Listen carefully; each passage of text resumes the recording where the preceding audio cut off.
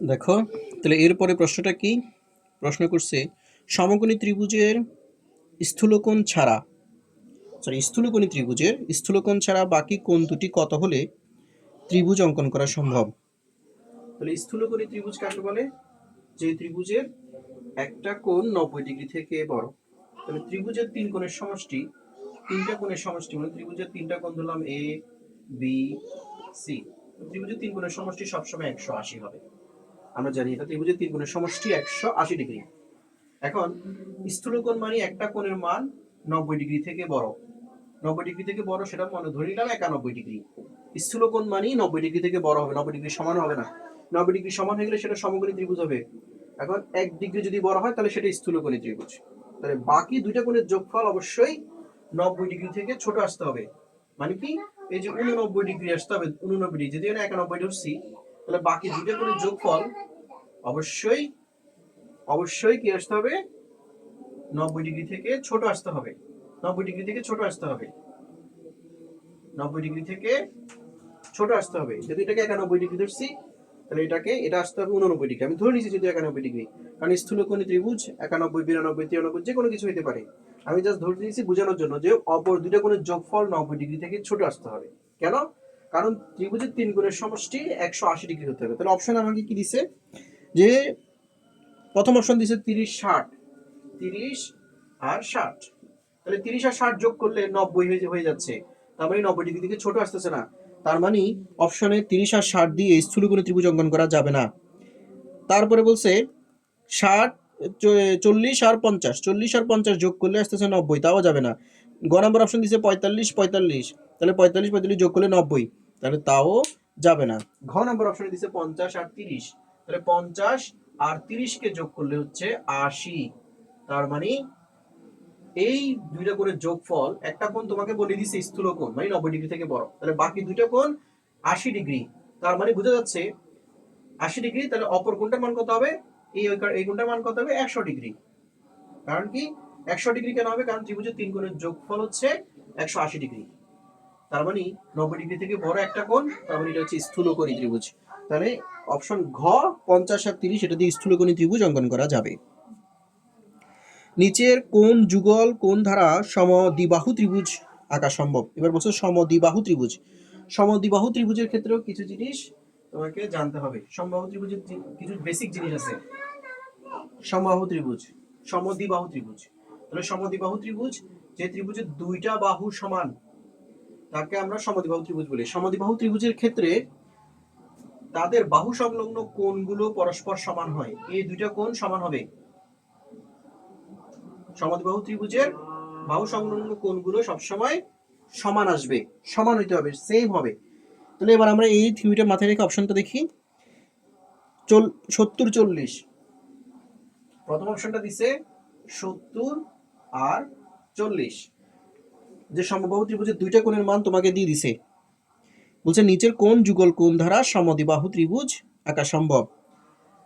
তাহলে দুইটা কোণ যদি 70 আর 40 হয়, আমরা জানি ত্রিভুজের তিন কোণের যোগফল হচ্ছে 180 ডিগ্রি। 180 ডিগ্রি, তাহলে 180 ডিগ্রি থেকে এখানে 110 ডিগ্রিকে যদি বাদ দিয়ে দিই, তাহলে অপর কোণটা আসতেছে 70 ডিগ্রি। তার মানে ক নম্বর অপশনটাই আনসার হবে। কেন? আমি বলছি সমবাহু ত্রিভুজের এই কোণ বাহু সংলগ্ন কোণগুলো সমান হয়, তার মানে দুইটা কোণ সমান আসবে।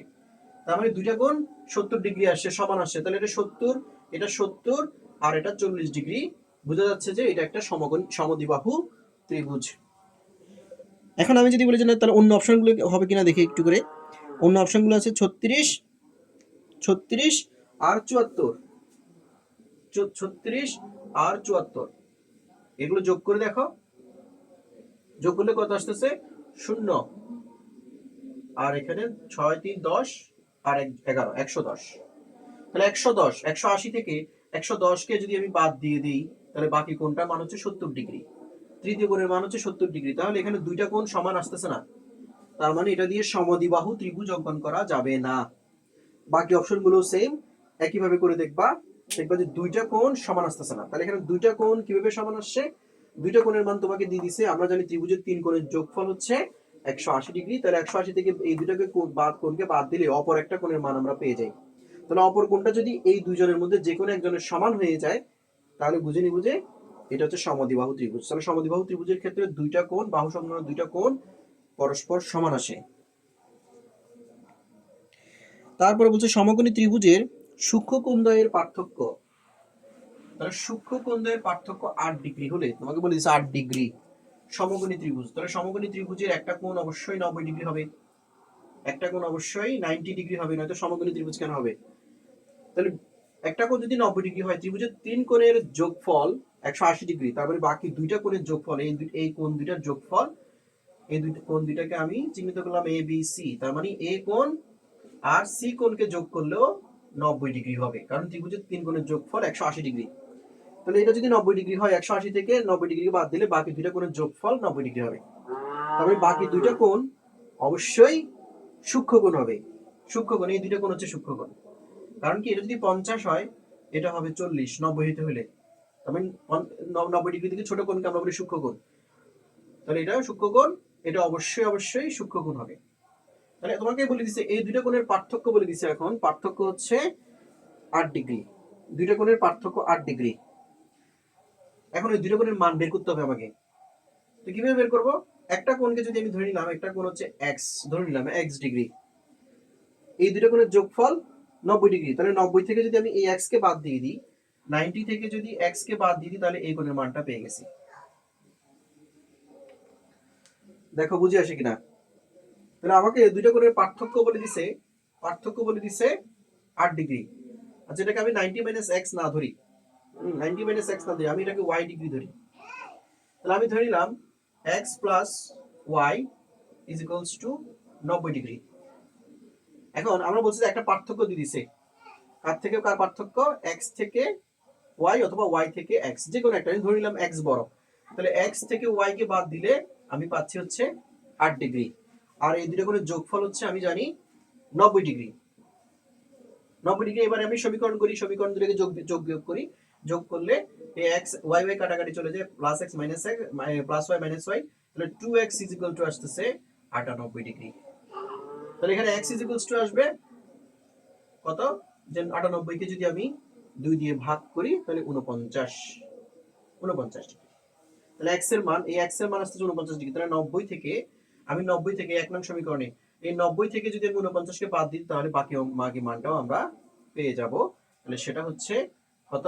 90 থেকে 49 কে বাদ দিলেই বাকি কোণটা আমরা এখান থেকে পেয়ে যাব। তাহলে এখানে তোমাকে বলছে বাকি কোণটা হচ্ছে, তাহলে 49 হলে বাকি বিয়োগ করলে কত আসবে? 41 ডিগ্রি। তাহলে তোমাকে বের করতে বলছে, তাহলে এখানে এটা মান আসতেছে 49, একটা মান আসতেছে 49, আরেকটা মান আসতেছে হচ্ছে 41 ডিগ্রি। তাহলে তোমাকে প্রশ্ন করবে যে বৃহত্তম কোণটা কত? দুইটা কোণের সমকোণী ত্রিভুজের সূক্ষ্ম কোণের পার্থক্য 8 ডিগ্রি হলে বৃহত্তম কোণের মান কত? তাহলে বৃহত্তম কোণের মান 49, আর ক্ষুদ্রতম কোণের মান কত? 41 ডিগ্রি। তাহলে এইভাবে তোমাকে যদি পার্থক্য দেওয়া থাকে, তুমি একটাকে x আর একটাকে y ধরো। হ্যাঁ, আমরা জানি যে এই দুইটা কোণের যোগফল 90 ডিগ্রি, তাহলে x + y = 90 ডিগ্রি, আর দুইটা কোণের পার্থক্য মানে কি বিয়োগফল, x - y = 8 ডিগ্রি। তাহলে x + y এবং x - y দুটোকে যদি আমি সমাধান করি, খুব সহজেই মুখে মুখে অঙ্কটা বের হয়ে যাচ্ছে। তারপরে প্রশ্ন করছে ত্রিভুজের তিনটি কোণের অনুপাত 3, 4, 5, তোমাকে দিয়ে দিছে 3, 4, 5 অনুপাত। ত্রিভুজের তিনটি কোণের অনুপাত 3, 4, 5, 3, 4, 5। বলছে ক্ষুদ্রতম ও বৃহত্তম কোণদ্বয়ের পার্থক্য কত? ক্ষুদ্রতম এবং বৃহত্তম, তাহলে ক্ষুদ্রতম হচ্ছে 3 অনুপাত, বৃহত্তম হচ্ছে 5 অনুপাত। তাহলে আমরা জানি ত্রিভুজের তিন কোণের যোগফল হচ্ছে 180 ডিগ্রি। তাহলে যেহেতু অনুপাত দেওয়া আছে, তাহলে আমি অনুপাত দেওয়া থাকলেই কোণগুলোকে আমি ধরে নিলাম x। তাহলে তিনটা কোণকে যোগ করলে এটাকে ধরলাম 4x, 2 নাম্বারটাকে, 3 নাম্বারটাকে আমি ধরলাম 5x।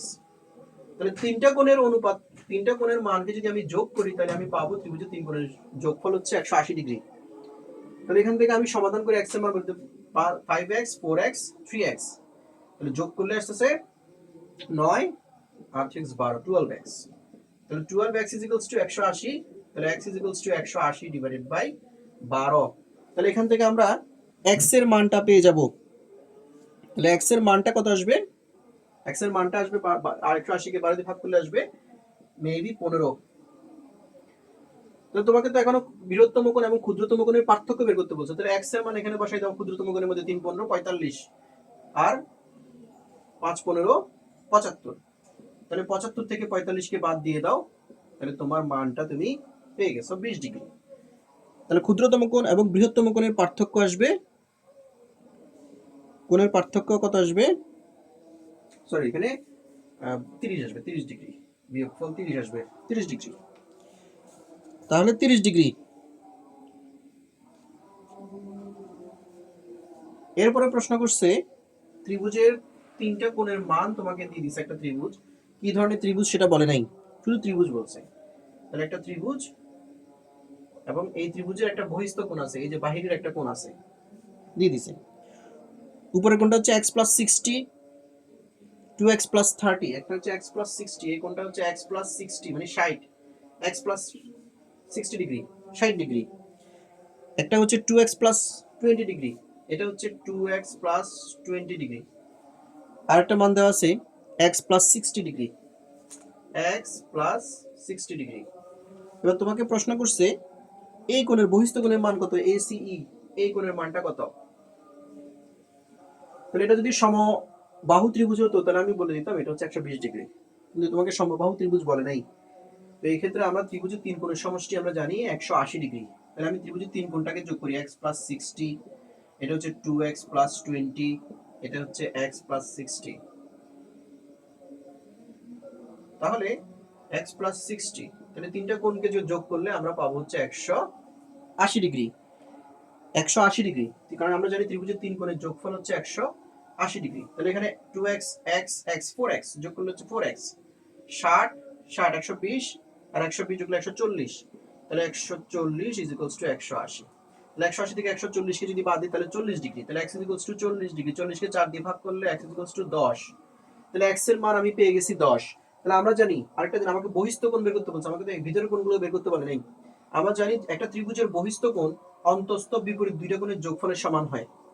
অন্তস্থ ভিতরের এই বহিস্থ কোণের বিপরীত দুইটা কোণ, অন্য সাইডে দুইটা কোণ, বিপরীত মানে অপর পাশে দুইটা কোণের যোগফলের সমান হয়।